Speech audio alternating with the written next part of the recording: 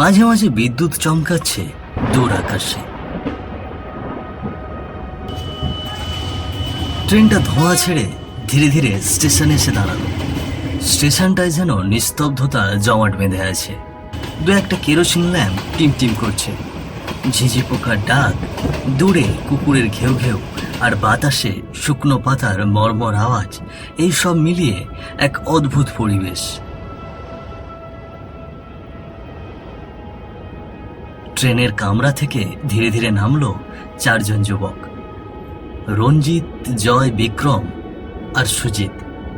প্রত্যেকের কাঁধেই ব্যাগ আর মুখে পুজোর ছুটির আনন্দ।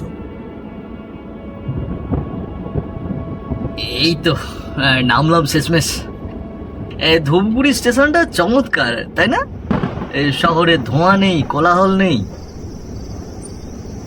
হ্যাঁ রে রঞ্জিত, তোর পিসির বাড়িতে যে এত পথ পাড়ি দিতে হবে বুঝতেই পারিনি। তবে মজাই লাগছে রে। সবে তো মজা শুরু হলো রে।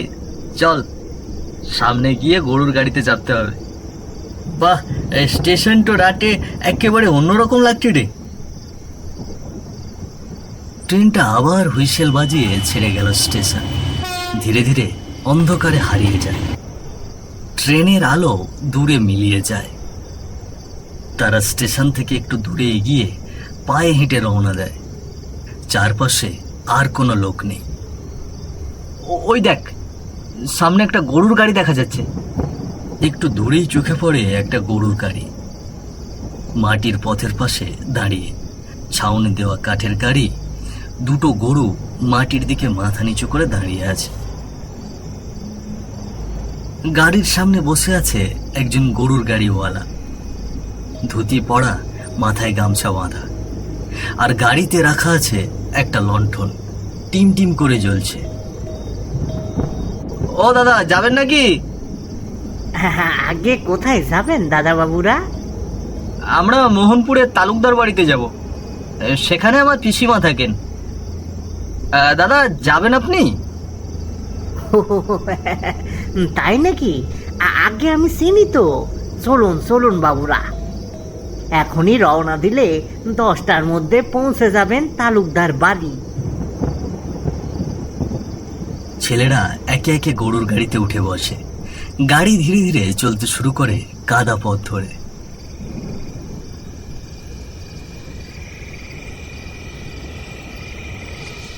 চারপাশে তখন এক অদ্ভুত নিস্তব্ধতা। শুধু গরুর পায়ের ছপ ছপ শব্দ, গলার ঘণ্টার ধ্বনি, আর রাস্তার পাশ দিয়ে জঙ্গল থেকে ঝিঝি পোকার এক টানা ডাক, আর দূরে কোথাও কুকুরের ঘেউ ঘেউ ডাক।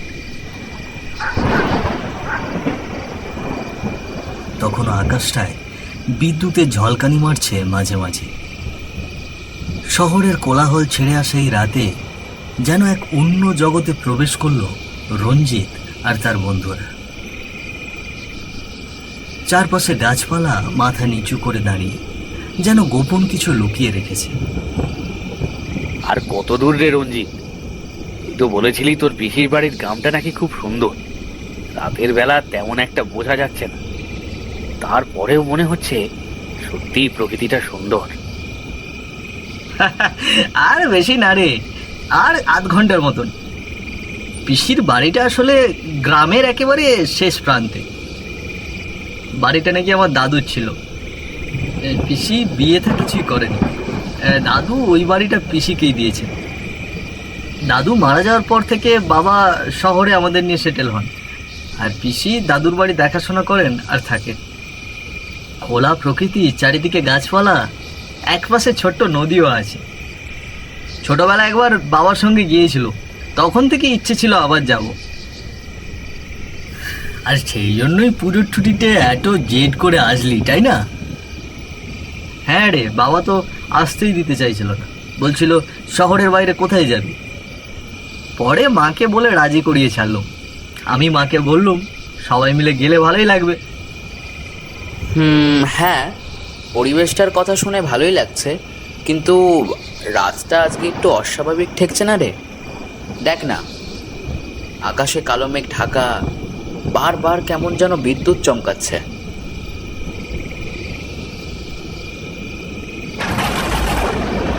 হঠাৎই আকাশ কেঁপে উঠল বিদ্যুতের চমকে। তারপরেই শুরু হলো তীব্র ঝড়। বাতাস এমন বেগে বইতে লাগলো যেন চারপাশের গাছপালা দুমড়ে মুচড়ে পড়ছে। গরুর গাড়ির ছাউনি বাতাসে কাঁপছে, আর গরুগুলো একেবারে স্তব্ধ হয়ে দাঁড়িয়ে পড়ছে, যেন কেউ তাদের পা আটকে ধরেছে। এই রে, এ কি শুরু হলো? এত জোরে ঝড়! এখন কি হবে রে? বৃষ্টিটা মাথার উপর শুরু হয়ে গেছে, আর গরুরাও যেন ঠিক মতো হাঁটছে না। বাবুরা, আর যাইতে পারুম না, সামনে গাছ পড়ে গেছে তো, এইখান থেকে হাঁটতে হইব। এই ঝড় বৃষ্টি আর অন্ধকারে হাঁটতে বলছে, মাথা খারাপ। আর উপায় নেই, ওইদিকে একটা কুঁড়ে ঘর চোখে পড়ছে, দেখি আশ্রয় নেওয়া যায় কিনা। হ্যাঁ রে, সেটাই ভালো হবে। চল, ওখানেই আশ্রয় নিই। এর মধ্যে গাড়িতে বসে থাকলে তো ঝড়ে উড়িয়ে নিয়ে যাবে রে। তারা চার বন্ধু নেমে পড়ল গরুর গাড়ি থেকে। কাদার মধ্যে পা ডুবিয়ে হেঁটে গেল সেই ছোট কুঁড়ে ঘরটির দিকে। জানালাগুলো বন্ধ, দরজাটা সামান্য খোলা, কিন্তু ভেতরটা অন্ধকার।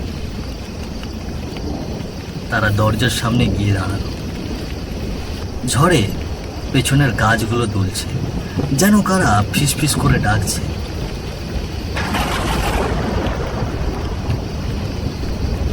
বিদ্যুৎ চমকালো, আর এক মুহূর্তের জন্য দেখা গেল কুঁড়ে ঘরের মধ্যে এক বৃদ্ধা বসে আছে। রঞ্জিত দাঁড়িয়ে দরজায় কড়া নাড়ল। কেউ আছেন? আমরা একটু আশ্রয় চাই। কে কে ওখানে? এই রাত দুপুরে কে? দয়া করে এদিকে আসুন না, আমরা এই ঝড় বৃষ্টিতে আটকা পড়েছি, একটু আশ্রয় দিন না। ভেতর থেকে ধীরে ধীরে সামান্য খোলা দরজাটা হাত দিয়ে কড়কড় করে টান দিয়ে খোলে সামনে এসে দাঁড়ালেন এক বৃদ্ধা। মুখটা কাঁপছে মৃদু আলোয়, চুলগুলো সব পাক ধরা, চোখে যেন অদ্ভুত এক নিঃশব্দ আতিথেয়তা। তাই এসো, তবে বলছি আমার ঘরে কিন্তু বেশি কিছু খাওয়ার দাওয়ার নেই, আর তেমন আলো নেই। শুধু একটা শুকনো কাঠের চৌকিতে আমার ঠাঁই। তাতেই চলবে বুড়িমা, এই বৃষ্টির রাতে শুধু মাথা গোজার মতো ঠাঁই হলেই চলবে। দরজাটা সামনে থেকে বৃদ্ধা সরে গেলেন। ছেলেরা ধীরে ধীরে ভেতরে ঢুকে পড়ল, আর দরজাটা ধীরে ধীরে বন্ধ হয়ে গেল।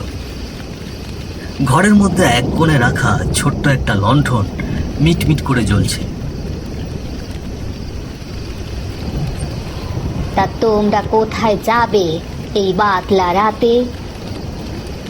আমরা পুরনো তালুকদার বাড়ি যাচ্ছি, আমার বন্ধুর পিসির বাড়ি। তখন রানু বুড়ি রঞ্জিতের দিকে তাকিয়ে বললেন, কি বললে তুমি? তালুকদার বাড়ি? তা তুমি কি সেই বাড়ির লোক নাকি? হ্যাঁ, আমার বাবা বিশ্বনাথ তালুকদার, আমি তার ছেলে রঞ্জিত। এই কথা শুনে রানু বুড়ির চোখ বড় হয়ে ওঠে, গলা ভারী হয়। বিশ্বনাথের ছেলে? সে কি? সে তো হঠাৎ ঘরের বাতাস ভারী হয়ে এলো, যেন কারো অদৃশ্য হাত তাদের বুকের ওপর চেপে বসেছে। ঘরের কোণে রাখা লণ্ঠনের আগুনটা ধপ করে নিভে গেল। অন্ধকারের ভেতর কেবল জানালার কড়কড় শব্দ আর বাইরে তাণ্ডব চালানো ঝড়ের গর্জন শোনা যাচ্ছিল। ঘরের বাতাসটা কেমন যেন একটা পাল্টে গেল না? আমার কেমন জানি বাতাসটা খুব ভারী ভারী লাগছে, শ্বাস নিতে কষ্ট হচ্ছে। এই বুড়িটা কেন এমনভাবে তাকাচ্ছে আমাদের দিকে? ওনার চোখগুলো দেখে মনে হচ্ছে উনি আমার আপনজন। হঠাৎ তার মুখ বিকৃত হতে শুরু করে, চোখ রক্তবর্ণ, মুখের চামড়া যেন কালচে, কণ্ঠস্বর বদলে যায়। চোখ দুটো গর্তের ভেতর ঢুকে যাওয়া, চামড়াগুলো শরীরের সঙ্গে লেগে আছে, মনে হয় অনাহারে কঙ্কালসার হয়ে গেছে। দাঁতগুলো মুখে চোয়াল থেকে বেরিয়ে এসেছে। তুই বিশ্বনাথ তালুকদারের ছেলে, তুই তোর বাবার ঋণের দাম দিবি আজ। তোর ভাগ্যই তোকে এখানে টেনে নিয়ে এসেছে। তুমি কোন ঋণের কথা বলছো? আর তুমি কে? আমি কে? আমাকে চিনতে পারছিস না? আমি রানু পিসিরে হতভাগা। কিন্তু এই পিসির হাত আজ আর তোকে আশীর্বাদ করবে না রে। এই হাত আজ তোকে মেরে প্রতিশোধ নেবে, ঋণের দাম চুকাবে রে। তোর বাপের ঋণের দাম চুকাবে। পালা রে, পালা। এটা মানুষ না, অন্য কিছু। এখান থেকে বেরিয়ে না গেলে আমরা বাঁচবো না। রঞ্জিত, তুইও পালা। আরে তুই দাঁড়িয়ে আছিস কেন? এ বুড়িটা মিথ্যে কথা বলছে, এ তোর পিসি নয়। তুই পালা, পালা। ও একটা পেতনি রঞ্জিত, ও একটা পেতনি। টল পালাই, এই পেডনিটা আমাদের ছেড়ে দেবে না। বাঁচতে হলে এখান থেকে পালাতে হবে, টল। কথা শেষ করে জয়, বিক্রম, রঞ্জিত আর সুজিত দরজার দিকে ছুটে যায়। বাইরে তখন প্রচন্ড ঝড়, দমকা হাওয়া গাছের ডাল ছিঁড়ে উড়িয়ে নিয়ে যাচ্ছে। বিদ্যুতের ঝলকানি প্রতি কয়েক সেকেন্ডে অন্ধকার ছেড়ে দিচ্ছে। তিনজন ঝড় বৃষ্টির ভেতর দরজা ঠেলে বাইরে ছুটে যায়। কাদায় পিছলে পড়ে গিয়ে আবার উঠে দাঁড়ায়। তাদের হাঁপ ধরা ভয় ভরা নিঃশ্বাস বাতাসে মিলিয়ে যায়, আর রঞ্জিত ঘরে আটকা পড়ে যায়। আর তার সামনে তখন দরজা নিজে থেকে ধপ করে বন্ধ হয়ে গেল। গোঙানি আর কাঠের কর্কর শব্দে ঘরটা কেঁপে কেঁপে উঠছে। এই রঞ্জিত তো বের হতেই পারলো না। আমরা যদি ওকে নিতে যাই, আমাদেরও তো ওই পেতনিটা খেয়ে ফেলবে। মনে হয় ওকে গিলেই খাচ্ছে পেডনিটা। রঞ্জিতকে হয়তো আর কোনোদিন ফেরত পাবো না।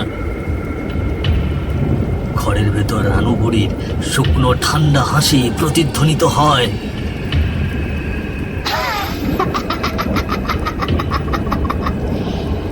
তুই কোথায় পালাতে চাস রে? ওরা পালাতে পেরেছে, কিন্তু তুই তো পারবি না। আজ তোকে মেরে তোর বাবাকে বুঝিয়ে দেব যে একটা নিঃসন্তান মানুষ কতটা অসহায় হয়। আমি কত আশা নিয়ে তোর বাবাকে মানুষ করেছিলুম, আর তার প্রতিদানে আমাকে কি দিয়েছে জানিস? পিসি, আমি তো কিছু করিনি। আমি তো শুধু তোমাকে দেখতে, তোমার খোঁজ নিতে এসেছিল। হ্যাঁ, আমাকে দেখতে এসেছিলি তাই না? তাহলে এত বছর কোথায় ছিলি? তোরা কেউ আসিসনি, কেউ না। আমি শুকিয়ে মরেছি, না খেয়ে, একা। আমার দিকে ফিরেও তাকাসনি কেউ। পিসি, তুমি কি বলছো? আমি কিছুই বুঝতে পারছি না। আসলে আমার বাবা তোমার সঙ্গে কি করেছিল, আর কোন ঋণের কথা বলছো তুমি? আমাকে একটু বুঝিয়ে বলো। তুই শুনতে চাস তোর বাবা কি করেছিল? শোন তাহলে। ছোটবেলায় আমাদের মা মারা গেছে। তখন তোর বাবা খুবই ছোট, এই 1-1.5 বছর বয়স হবে। আর আমার বয়স তখন 10 বছর। আমি তোর বাবাকে কোলে তুলে নিই, ওকে আমি কোলে পিঠে করে বড় করি। বড় হয়ে একদিন তোর বাবা শহরে গেল ব্যবসা করতে। আমি আর বিয়ে থা করিনি। এই সংসার আর তোর বাবা, এসব নিয়ে আমার জীবন ছিল। একদিন তোর বাবা শহর থেকে ফিরে আসে। তখন সন্ধ্যা গড়িয়ে রাত প্রায় 8টা বাজে। ঘরের ভেতর বিদ্যুতের চমকানো আলো জানালার ফাঁক গলে এসে পড়ছে মেঝেতে। রানু খাটের সামনে দাঁড়িয়ে, চোখে হালকা ক্লান্তি আর গাম্ভীর্য। তার সামনে দাঁড়িয়ে আছে বিশ্বনাথ তালুকদার, সদ্য শহর থেকে ফেরা, মুখে ব্যবসার তাগিদ, চোখে শহুরে তেজ। দিদি, আমি আজ তোমার কাছে একটা আবদার নিয়ে এসেছি। বল না ভাই, কি হয়েছে? তুমি তো জানো আমি শহরে ব্যবসা শুরু করেছি। এখন আমার ব্যবসাটা আরো বড় করতে হবে, অনেক টাকার দরকার। প্রমোটারকে দিলে এই জমির ভালো দাম পাবো আমি। তুই যদি কষ্ট করে আমাদের বাড়ির সাইডের পাশে একটা কুঁড়ে ঘরে থাকো কিছুদিন, আমি ব্যবসাটা তুলে তোমাকে এখানে একটা বিল্ডিং করে দেব। না রে ভাই, তা আমি কিছুতে পারবো না। এই বাড়ি আমার মা বাবার স্মৃতি। তুই কেমন করে কথা বললি ভাই? দিদি, এত কথা বলো না, এটা আমার দরকারের সময়। শুধু তোমার বাবা মার স্মৃতি নয়, আমারও বাবা মার এই বাড়িটা। আমি তোকে মানুষ করেছি ভাই। আমি আমি বিয়ে থা করিনি, আমার সন্তান হয়নি, তোকেই আমি নিজের ছেলের মতো দেখেছি। আর আর আজ তুই আমার সঙ্গে এইরকম করে কথা বলছিস? কিসের ভাই? হ্যাঁ, তুমি আমাকে কখনোই সন্তানের মতো মানুষ করনি। তুমি শুধু নিজের স্বার্থে আমাকে মানুষ করেছো।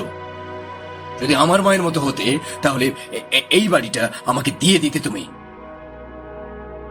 বাইরে তখন হঠাৎ করে আকাশ কালো মেঘে ঢেকে গেল, যেন স্বর্গও এই ভাই বোনের তিক্ত কথোপকথন শুনে ব্যথিত হলো। মুহূর্তের মধ্যে ঝড়ঝড় করে বৃষ্টি নেমে এলো, সঙ্গে শুরু হলো প্রবল ঝড়। জানালার পাল্লা ধাক্কা খেতে লাগলো, আর বজ্রপাতের গর্জনে কেঁপে উঠল সারা বাড়ি। রানুর মনে যে তীব্র কষ্টের ঝড় বইছিল, সেই ঝড়ের প্রতিধ্বনি যেন আকাশেও প্রতিফলিত হচ্ছিল। ছোটবেলা থেকে সবকিছু ত্যাগ করে সে ভাইকে মানুষ করেছে, খাওয়া পড়া যত্ন সব নিজের হাতে করেছে।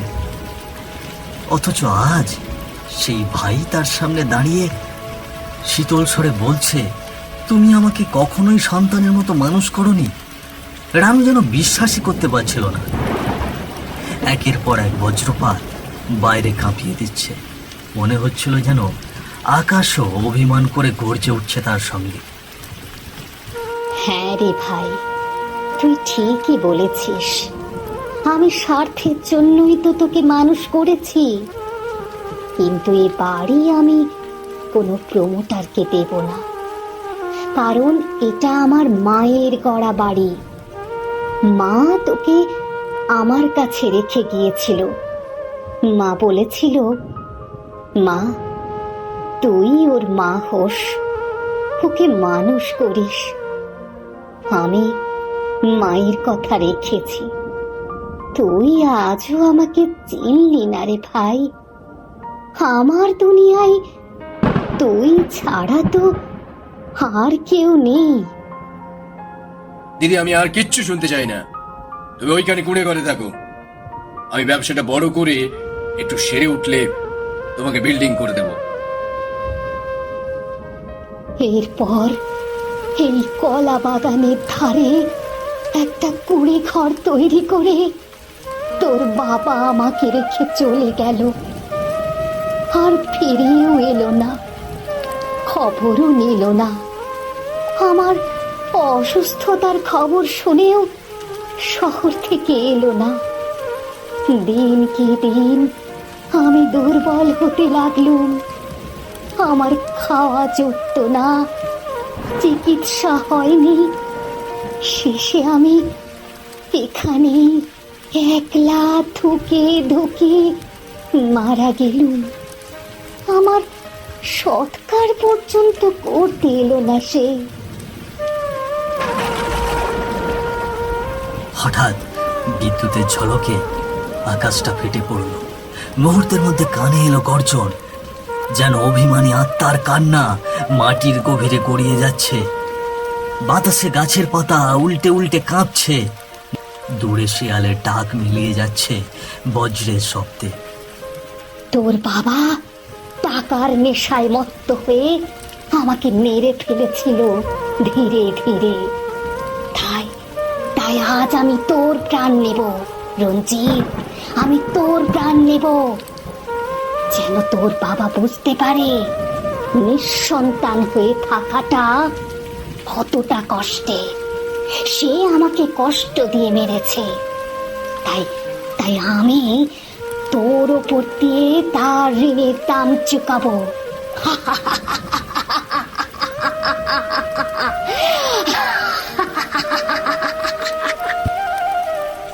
পিসি, তুমি যা বলছো তাতে আমি সত্যিই কষ্ট পেলাম। বাবা তোমার সঙ্গে যা করেছে একদমই ঠিক করেনি। তোমার সঙ্গে অন্যায় হয়েছে, কিন্তু আমি তো কিছু করিনি। আজ আমি অনেক আশা নিয়ে এসেছিলাম তোমাকে দেখবো বলে, কিন্তু এসে যে এমন অবস্থায় দেখতে হবে তা তা কল্পনাও করিনি।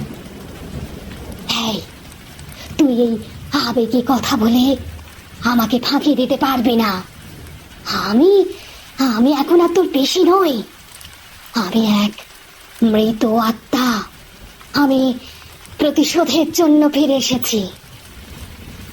এই বলে রানুপুরীর আত্মা আস্তে আস্তে এগিয়ে এলো রঞ্জিতের দিকে। তার পায়ের শব্দ নেই, কিন্তু শীতল বাতাস কাঁপিয়ে দিচ্ছে চারপাশ। দূরে শিয়ালের হাহাকার আর ঝিঁঝি পোকার ডাক থেমে গেছে হঠাৎ। ঠিক আছে পিসি, যদি আমাকে মেরে তোমার প্রতিশোধ নিতে চাও তবে নিও। এতে যদি তোমার আত্মা শান্তি পায় আমি তাতেই খুশি। আজ আমি অনেক ভালোবাসা নিয়ে এসেছিলাম তোমাকে দেখতে। আমাদের পারিবারিক অ্যালবামে তোমার ছবি দেখেছিলাম। বাবা আমাকে আসতে দিতে চেয়েছিল না, মাকে রাজি করিয়ে বন্ধুদের নিয়ে চলে এসেছি তোমাকে দেখার জন্য। আর এসে তোমায় এমন অবস্থায় দেখতে হবে এটা কল্পনাও করতে পারিনি।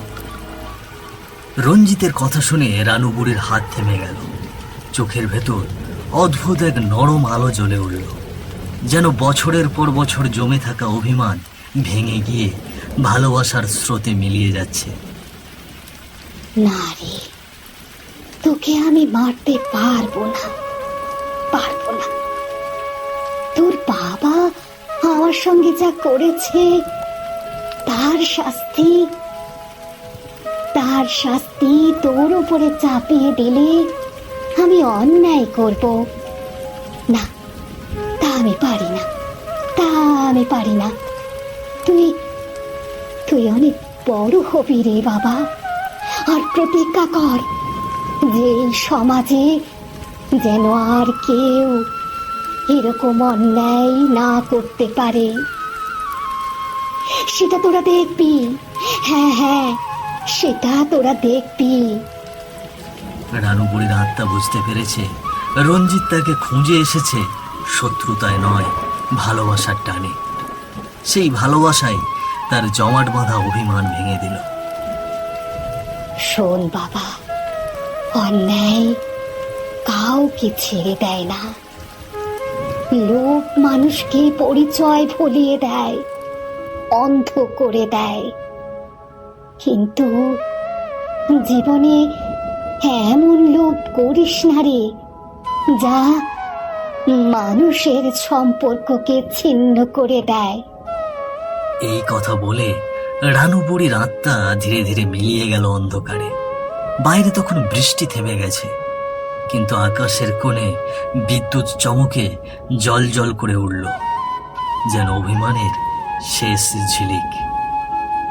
জীবনে লোভ যত বড়ই হোক, তা যেন আপনজনের সম্পর্ক না ভাঙে।